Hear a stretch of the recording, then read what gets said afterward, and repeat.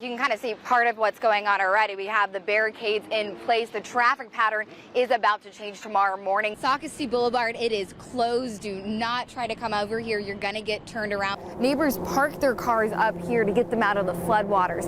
After that, the only way in or out of this neighborhood is to walk through the water or take a boat. Just to show you how much rain is actually starting to come down, this is a puddle that goes over where the beach access is. You can see here on Star Creek Circle in Sockasty, dumpsters are lining the driveways of people who are still spending thousands of dollars trying to rebuild and clean up their homes. Four of the engines going around the track and to smell that rubber. Now, when I sat down and spoke with the candidates, Carter Smith talked to me a little bit about why he wanted to start his career in politics, and this particular seat not on a more localized level. This is where the damage stops. See, right here at this line of trees, that's where the fire stopped. As you take a look around, you can see houses are burnt down to their foundation. That's exactly why when officials say you just don't know how deep water is, this is a prime example of that.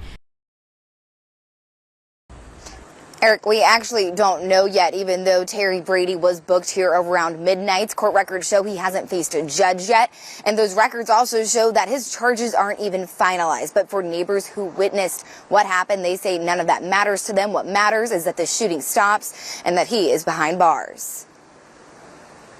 When I heard that boom, I didn't know that them gunshots came through my house while the kids was in the house. These two bullet holes and some yellow caution tape still on the ground are the only two physical reminders for Barbara Kuttner from Thursday's chaotic shooting investigation. I went to see what was going on, but multiple shotgun rounds came.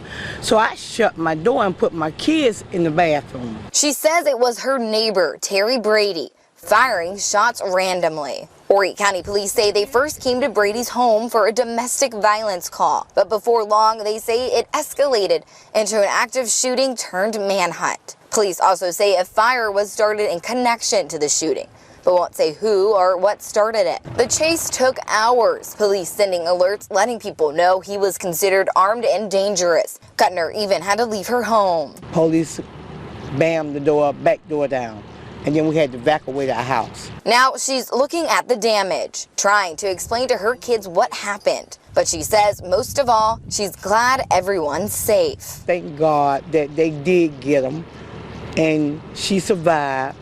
But I hate that tragedy took place.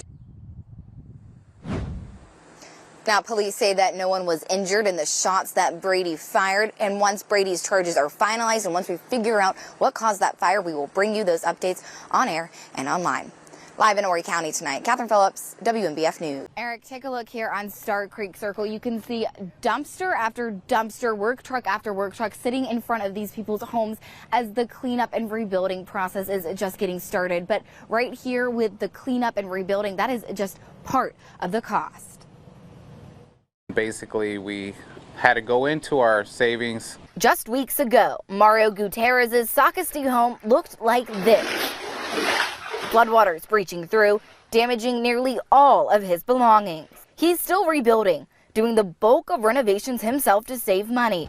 He says on top of repairs, the hidden cost of flooding are adding up. I had to pull out an extensive amount of money for storage, transferring the stuff into the storage building, which is the U-Hauls, the place where we stayed. Founder of Horry County Rising, April O'Leary, wanted to get a better picture of how much flooding is costing families, just like Gutierrez's. No one has really dived in to see what's happening to these families and their financial viability. For 2 years, the Climate Cost Project surveyed Horry County families whose homes have been damaged by repeated floods. The findings?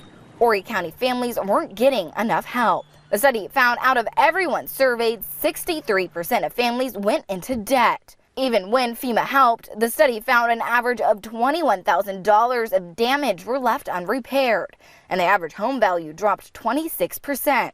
It also found Horry County government received $70 million to deal with flooding, but only $9.6 million was spent on mitigation. O'Leary says this is what government leaders need to look at next. Really focusing on how we can avoid making the same mistakes in the future and assist the families that are being impacted now. My story is no different than what other people around here have suffered. Now, we have reached out to Horry County Council Chairman Johnny Gardner to see what he thinks of this study and its findings, but he says he has not had time yet to look at it and see how much it impacts Horry County families. In the meantime, this cleanup process here in Socastee will continue. Live in Socastee tonight, Katherine Phillips, WMBF News. The only person I do not want to come to Horry County and run for Congress is Donald Trump. But anybody else here, including Tom Rice, I'm not scared of him.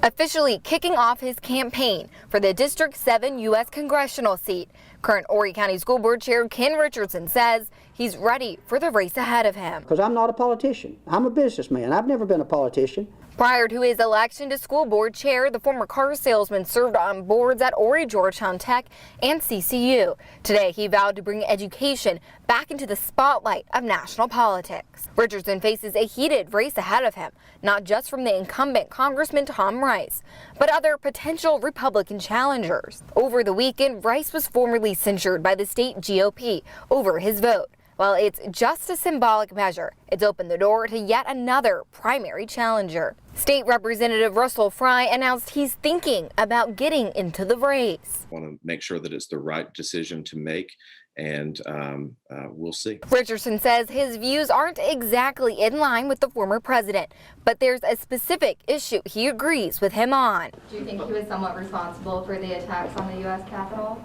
No, I don't. And while Richardson says Rice's vote upset him enough to want to run for his seat, Congressman Rice has been getting beat up a lot lately, but he's a good guy. I mean, I like him. He really is a good guy.